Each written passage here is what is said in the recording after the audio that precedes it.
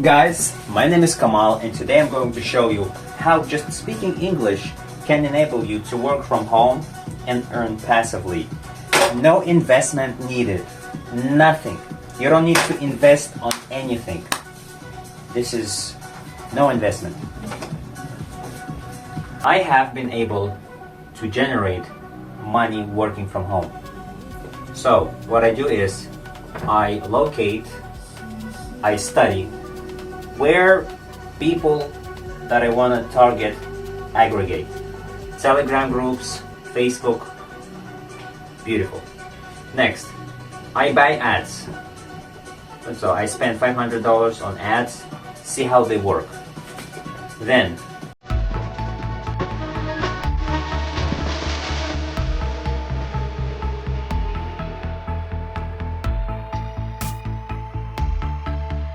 first 10 minutes are just reviewing the words, examples, defining the word, etc.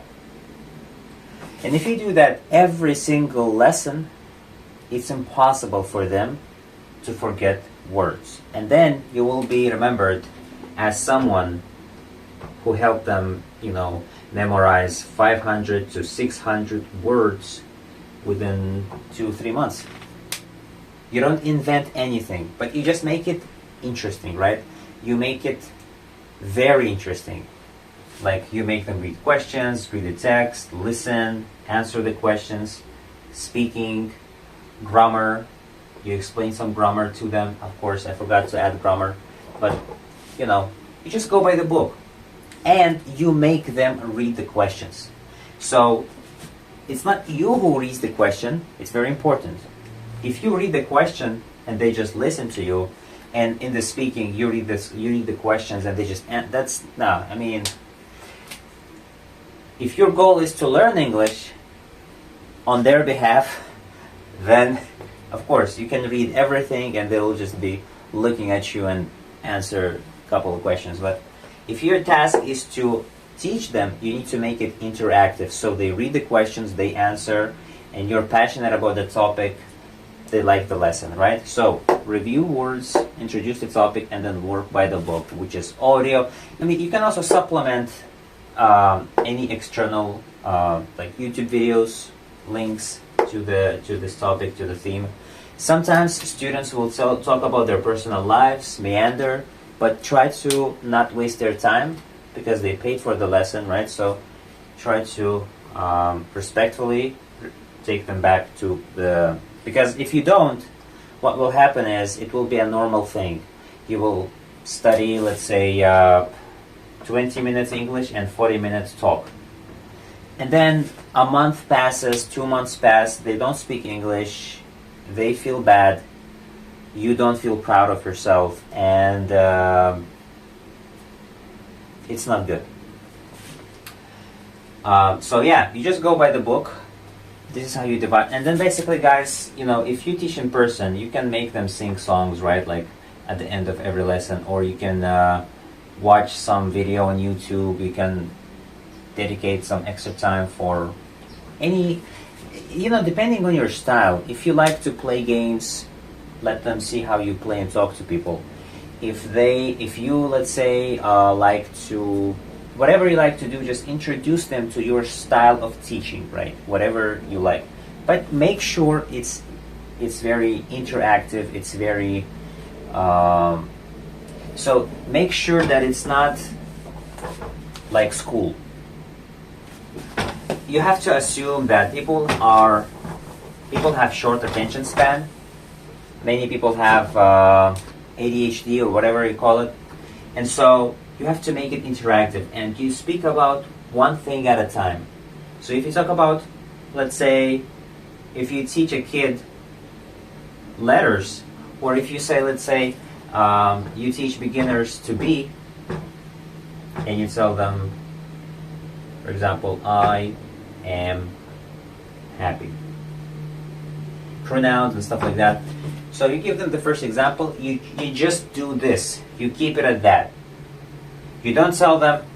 Many teachers do is they open a sheet of tables, they open grammar, pronouns. So boring. No one likes that. You make it interactive. So for example, regardless of your first language, doesn't matter, even if you only speak English. So you say, to be. I am happy, right? I am happy. This is the only thing. So you can ask them in your native language, or like I said, in English.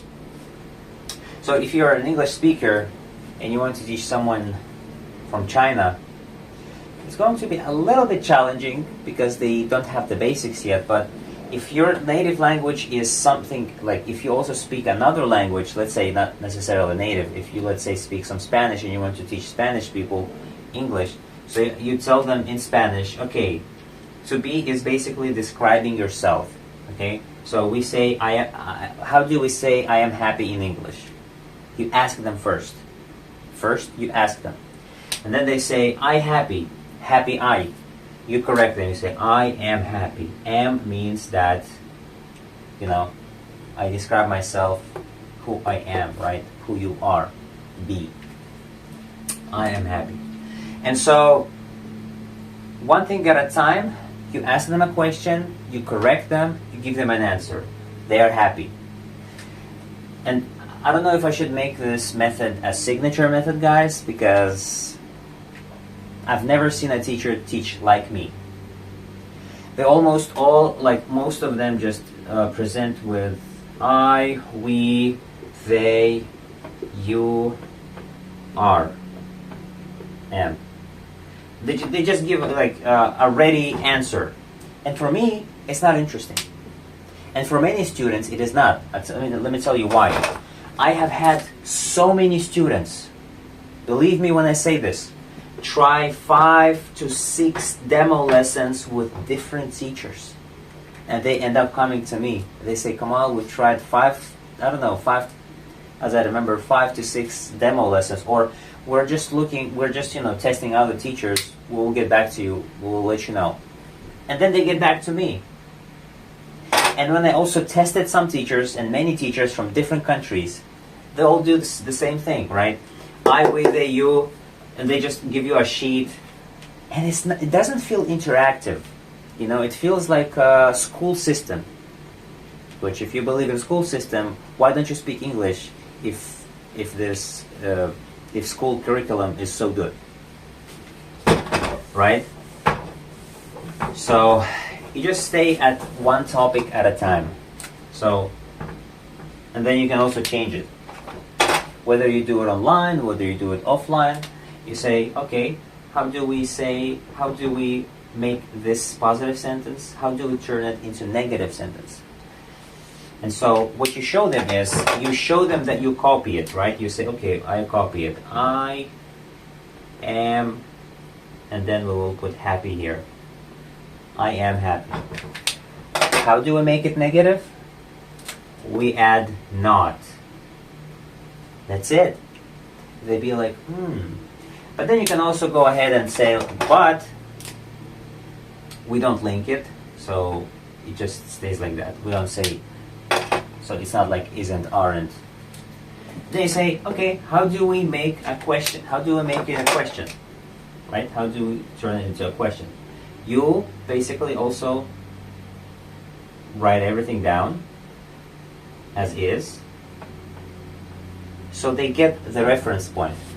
And then you tell them, okay, so I am, you flip it. You flip it and you make it am I. Am I happy? They'd be like, oh yeah. Yeah, am I means, are you like that? Am I happy? And the answer, when you tell them when you tell them to answer, you say, if it's positive, you say yes. So instead of the plus sign, you say yes, and you copy this. I am. Just copy. Yes, I am.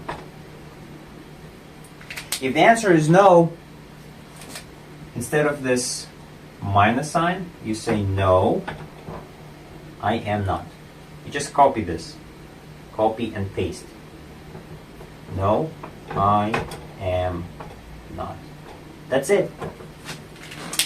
And you also tell them that you don't have to say happy or not happy. The question can be long, right? The question can be, are you a happy blonde on the hill? They're not going to say, yes, I'm a happy blonde on the hill, right? So you just say, yes, I am. No, I am not. And so, one thing at a time. One thing at a time, this is how they learn quickest. They learn very fast. And you let them write this down. So many times if you teach online, they will tell you, I took a screenshot. But then when you open up a picture, let's say you open a picture of people on the beach, and you tell them, like you give them a chance to practice, they know nothing. And you tell them in their own language, let's say, okay, tell me she is a happy mom. They know nothing. And would they go through their screenshot? That's distraction. They will open their phone, right? And some messages are popping up, and they're lost. And so you have to insist. You say, right, this is how you learn best. When children make mistakes, and I ask them to write things down, they don't make the same mistake twice. Most of the times they don't. And so you have to insist that they write it down. So, and remember, most of the times what happens is, so 20% of the time is you as a teacher speak, you explain the grammar, you explain the necessary stuff, and 80% of the time it is their show, right? So they are practicing, they are speaking, they are here to practice. So so many teachers love to talk that you come to the class, you listen to the teacher, you just practice a little bit and then you go home. Or if it's online. Don't be that. So 20% you, 80% the student. What happens after that, right? If you, let's say, teach them this, what happens after that? So let's say you went through all the pronouns one by one. So you went I, we, they, you, he, she, it. Beautiful. What's next? The next thing that you do, and guys, I don't know if I should make it a signature, like I said again, but this is my own inimitable method and way that I came up with, and that worked very good and very well for me. So after that, I open up a picture. So it's people on the beach, right? Beautiful sun. And they describe. So there are many people. There are kids, adults. And so I just tell them in their native language. Can you tell me in English, she is a happy mom? They say, they make some mistakes, I correct them. So you walk them through positive sentences. You walk them through negative sentences. Tell me, for example, she is not a big girl in their native language. So they make it a negative sentence. She is not a big girl. Then, question. There are people on the beach. You say, okay, make a question. Are they friends? You say that in their native language. Are they friends? And so they tell you, are they friends?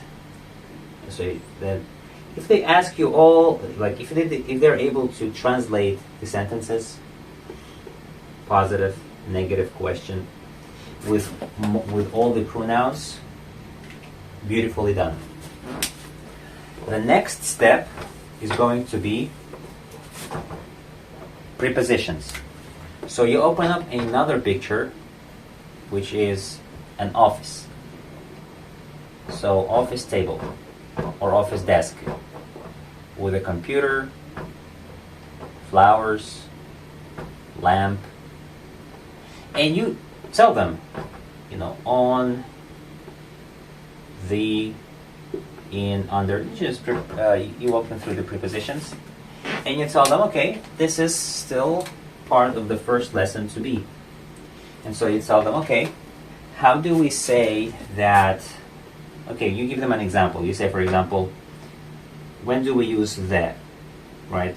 You explain to them. We use the or the when we are speaking of a when the one you're having a conversation knows which object is specified, right? And so you say, for example, the plant. We give them the first example is still to be on the book. Is on the book. Is on the books. The plant is on the books, or the plant is on the book. And so they make and come up with positive sentences like that, negative, and questions. Remember, you are here to make them practice. You are here to make them practice and speak, right? And so if the first lesson is going to be like this, they will be so happy. They will, and the second lesson is if you further consolidate the intro knowledge, the first thing, into practice. You open up another picture, another office, and you just make them describe it until it becomes second nature, until you can see that they can do it very fast.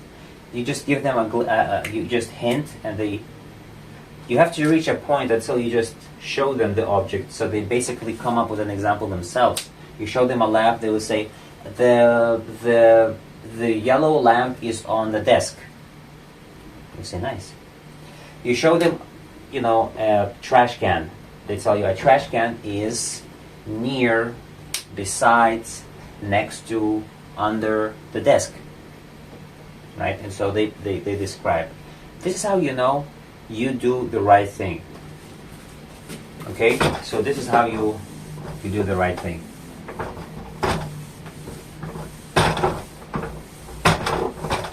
Next thing, guys, when you teach children, I want you to be careful.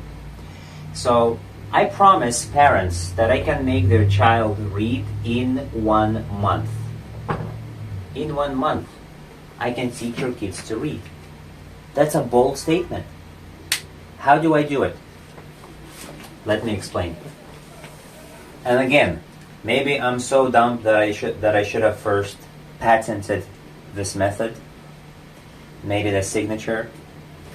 But the thing is, I teach kids 3 letters a lesson.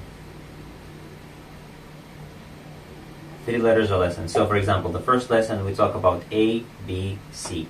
But I don't tell them to pronounce it as ABC. I make them pronounce it as ABK. The infield, the pronunciation that they have to learn. ABC is theory, right? It's just the alphabet. But they know how the letter is pronounced, but they can't really read the sentence, okay? So, take my word for it. So, I tell them, A, for example, A, E. Train them into different, so, B, K. Then I take 2 words, and I link them, and I make it ab. I tell them read it, they read ab. Then I do the same thing, read it, abba. Then ba, bab. Then I make 4 letters, abab, right? Until they are good at it. And so, until they're good at it. And then I add another letter. So I say ak, ka, then I do kak, aka, right? And then I mix both. Then I be like, for example, abak, akab, bakak. They basically just practice this whole thing in a class. And it's very important that you give them 5 minutes break. So when you teach a kid, you teach them, let's say, for 15 minutes, and then 5 minutes break. 15 minutes, 5 minutes break. And you repeat this thing and review it. You repeat this thing and review it. You don't teach them for the whole hour. Okay, and so what happens with letter C? Of course, you're not going to just make it ke. So you tell them in the future, or when you feel comfortable, that k is pronounced as s with only in 3 moments, in 3 situations. Si, si, si. When you go to these letters, so when you introduce E, I, Y, you just tell them that. It's pronounced si, si, and then you practice it. You practice it, they remember that. Same thing with G. It's pronounced as g, g, right? Go. But it pronounced as G, E, G, or G, like when you say gym, for example. And so the only difference, the only exclusion, if you see that they are very smart and they can take more, you give them more letters. But mostly you can only do, let's say, from 3 to 6. 3 to 6. If they are a little bit older, let's say if it's a teenager learning a language, they can take more. If it's a young child, like let's say 4-year-old, 5 years old, you have to do it the whole class, the whole lesson. The whole lesson, 3 letters. In a month, they will be able to read. You have to make them remember that. So that when they come tomorrow, after tomorrow, they know what you have done in the first lesson. And you give them some homework, of course. But so you take from 3 to 6 letters every single lesson. This is how I do it. And then they can learn the names of the alphabet later. A, B, C, D, smash your head over the wall, like it doesn't matter. What matters is practical application of the letters. Rarely do people actually teach them to really read. They just teach them the theory. A, B, C, D, E, F, G. What is this letter? C. How do you pronounce? Do you read? Sa. 80% of the time, and if you are a teacher or if you just speak English, you know 80% of the time, letter C is pronounced as K. So what benefit would it be to them if you just teach them A, B, C, D, E, F, G, E, F? It may help them to guess the meaning, like how to pronounce a word, but it wouldn't be efficient. And so when they learn reading, when they learn to read, you can take them to the next level, which is to be one thing at a time. I am happy. I am not sad. Am I happy?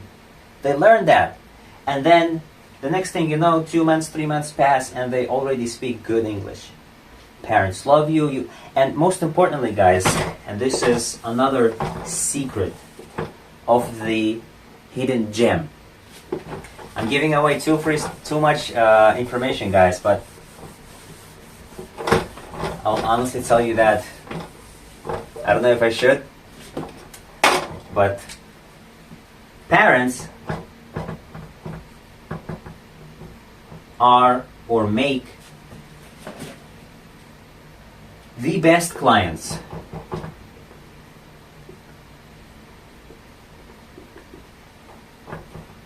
Parents make the best clients. They pay for kids, they pay for themselves. And so, as I noticed, 80% of my income was just from a couple of parents. Let's say I had 5 parents, that was 80% of my income. And then you have single individuals whose sum would be just 20%. So parents is a fat cash, right? Is a, how they call it?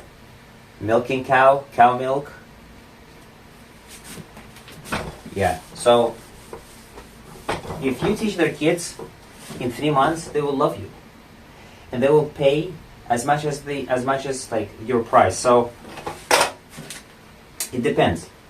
The price range really depends. So minimum you can start with is charge them $20 an hour. You can then go 25. 30 is still acceptable. 35 is good. You can also do 50, but this is if they live in the US. If they live abroad, this price range is good. This price range is good. And then you make them pay, let's say, for a month or 2 weeks ahead. Okay. And so guys, the next thing or the next point that I want to teach you is how to actually make money with it. How I used to make money with it. So I used to teach Russian speaking people English. So Russian communities in the US mostly hang in Telegram groups. So they're hanging in Telegram state groups. So if you go to Telegram and you use a Russian keyboard, and you type, let's say, Florida, Los Angeles, Russians in Los Angeles, or Russian speaking community in Los Angeles, in New York, and you advertise there. So one way you can do it is basically, so what I did is I used to look for the term, in Russian it's called rasilka. It means marketing people there are people, I wouldn't call it spam groups, but they would basically they will send your teaching offers in many groups. So they have a bot, and this bot, so let's say they have 4,000 groups across the states, and this is their database, and they just send off your sales pitch, your ad, whatever you curate or they curate across the state. And so when people reply, they send these people back to you. You talk to those people, you talk to them, you tell them, okay, we can do a demo lesson if you want. So I will show you in detail how to talk to people, what to do, what to say, but basically you just arrange a demo lesson, and then when they like it, you either send them your Stripe link or your Zelle if you live in the US.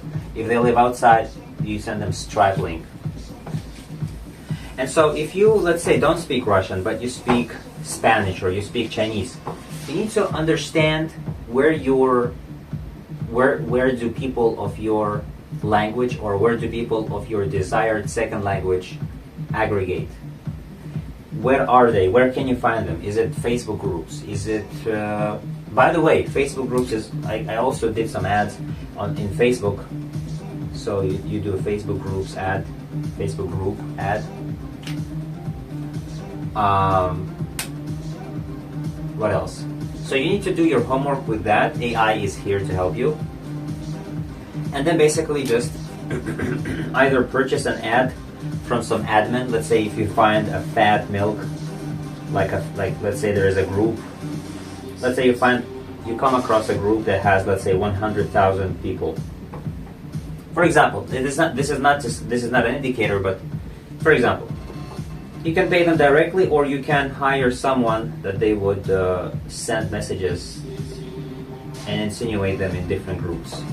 So you get people talking to you and calling you.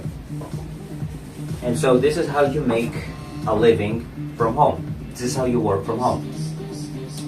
This depends on volume, guys. Don't be afraid to take more students. Like, let's say, don't be afraid to take a lot of students, because eventually, what I learned from experience is, let's say if you make a deal with 20 students, a solid 12, let's say, will turn out eventually to be your student. The other 8 may be here and there from time to time, may not even make it. And so the 12 students, you can divide them into, let's say, 3 days a week.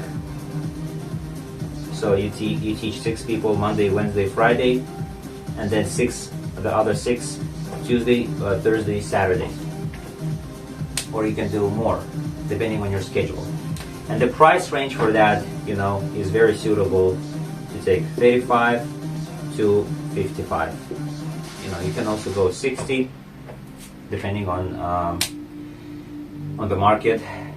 But if you want students to pay you more often, you can just go by 30. Start with 30 and go from there. But yeah, this is how I used to work. This is what worked for me.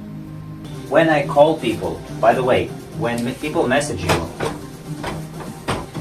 So I would say 35% of those who message you will eventually respond to your messages, have a demo lesson with you, and become your client. The other 35% need a follow-up, so you call them. And I also have a script on what to say. Because I've called a lot of people. Believe me when I say this, I've called a lot of people. And every time that I call them, I can close anyone who's closable. The way I started the conversation is very eye-catching. So when I call them, I don't just say, hey, my name is this. No, I ask them questions. For example, just give you an example. When I call them, I say, hey, you have clicked on our ads to study English. Have you found a teacher yet? And then they think about it, no. Or they say yes. And even if they say yes, don't worry. You keep going. You offer a demo lesson, etc. So I have a script that I have with Jordan Belfort's straight line system. So I was explaining the Wolf of Wall Street sales system, but also in my years of practice, I just also developed a natural knack of explaining stuff to people. I know what works and what doesn't. Remember, I've been in this field for almost 12 years, so I know what works and what their pain points is.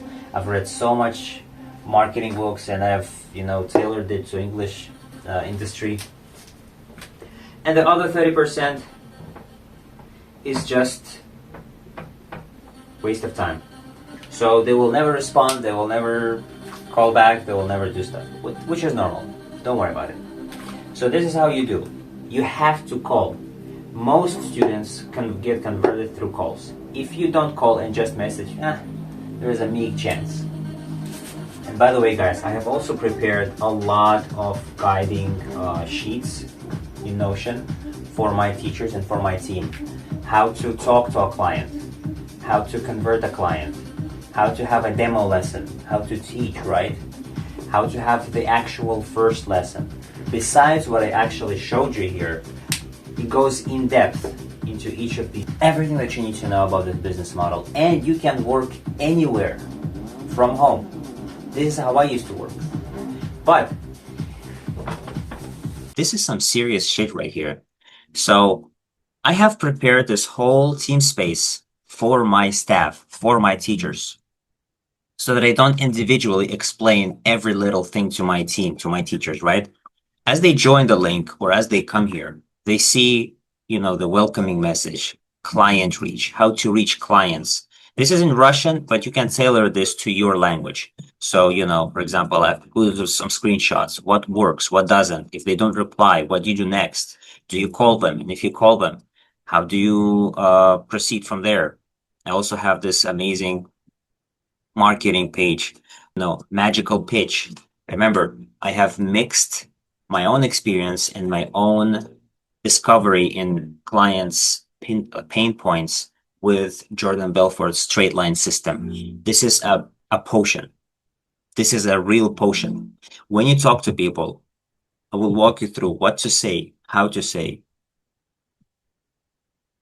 All you have to do is just use my materials. I've been using this, I've been doing this thing, and I know it works. I've tested and iterated, and through trial and error and months of destitutes, I got a roll.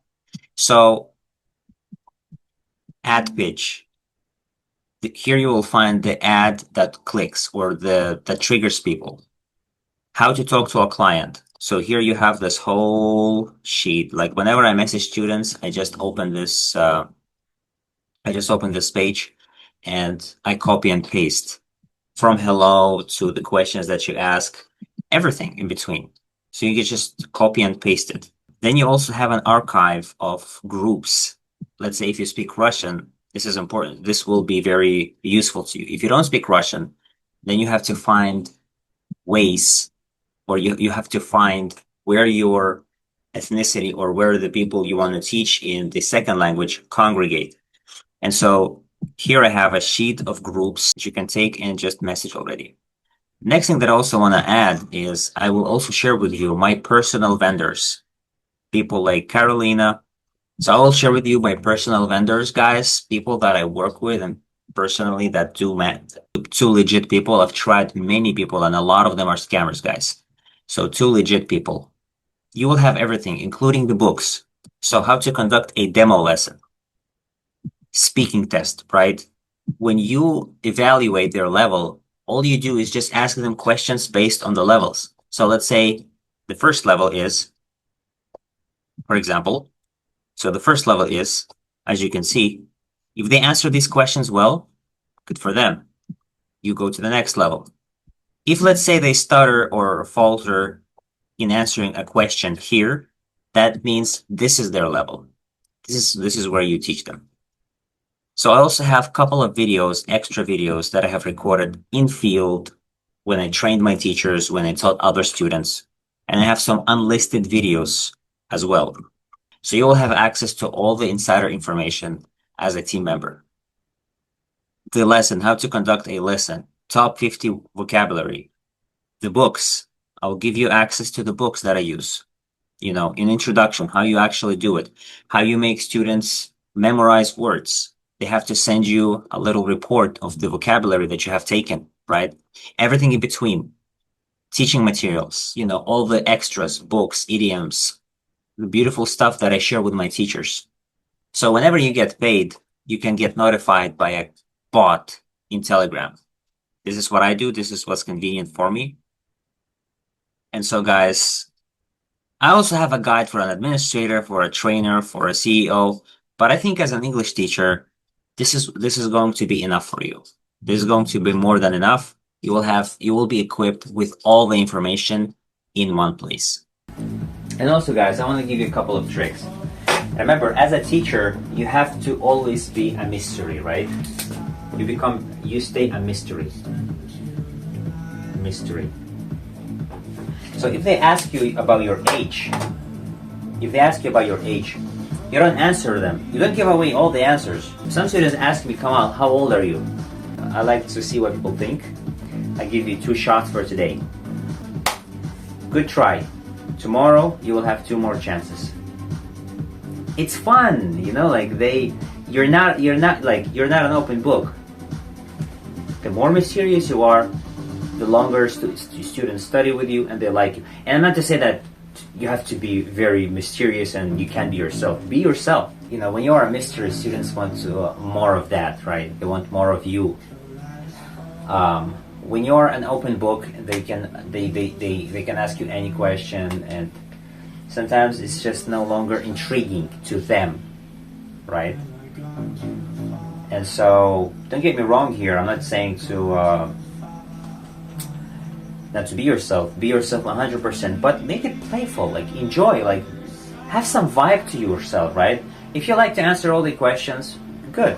But what is your, maybe you have some other thing that you could portray your personality, right? Maybe your style is funny, maybe you are a roaster, maybe you make funny examples, maybe you are, what's your style, what's your vibe, right? But remember, mystery is very important as well. Mystery is a big thing. And also, guys, remember, you lead the room. So whenever you have so if students ask you a question that you don't know, you can redirect the focus. You can say, that's a good question, who knows? Okay, let me write this question. 1, 2, 3, 4, 5. Okay, keep that in mind, I'll get back to it. You say keep that in mind, you wrote it down, and you go to another topic, or you do anything else. This gives you time to research if you don't know the answer, right? Or you can tell them, I don't know, let me see. You prepare for the lesson, so there's not too many often don't knows in the class, right? Imagine a student asks you a question, I don't know, let me Google, I don't know, let me Google, I don't know, let me Google. It's not good. So you can basically tell them, okay, I wrote it down, so let's remember this question. It's a really good question. You talk about something else, you say, remember that, I'll get back to it. They don't know why, but you'll get back to it later. You host the class. meaning that everything is in your control. You know, their mood, you control everything. The class completely. And so you set the vibe, answer the questions, make it intriguing, make them happy. You can see and read their emotional state, if they feel good, if they feel bad, if they are not focused. If they're not focused, you can make them jump and do some, if you ever see like Tony Robbins seminars, stand up and do stuff. So you could do the same thing. And so guys, if you live abroad, if you don't live in the US, and you, let's say, charge people $25 a lesson, that's a huge benefit. That, I mean, this is big money for other countries, right? And so you can live a dream life, teaching, let's say, 20 students a week. This is based on experience and based on my personal knowledge, my personal trial and error. And because, of course, I love reading books, I have implemented a lot of my knowledge into those things. If you just get one student paying you for 1 month, you will make a return on investment very fast. So the ads are usually between 400, 300, depending on the platform you use. I used to teach Russian-speaking people, so my platform was Telegram ads. I would message some people that would basically just, they have bots and they just advertise your services in all groups across the states. And so the reason I'm giving away all of this, or the reason I'm teaching you this, guys, is because I honestly I would say maybe I began teaching when I was 18, and I don't feel like, sometimes you just want to transition. You're not supposed to stay at work doing the same thing until you die, right? So it's time to transition for me. It's been a nice journey. Learning curve is very big. Was a bit like, I learned a lot of things, but it's time that I share with you this information. So guys, if you have any questions, I want you to ask me. Other than that, thank you so much for today, and I'll see you next time.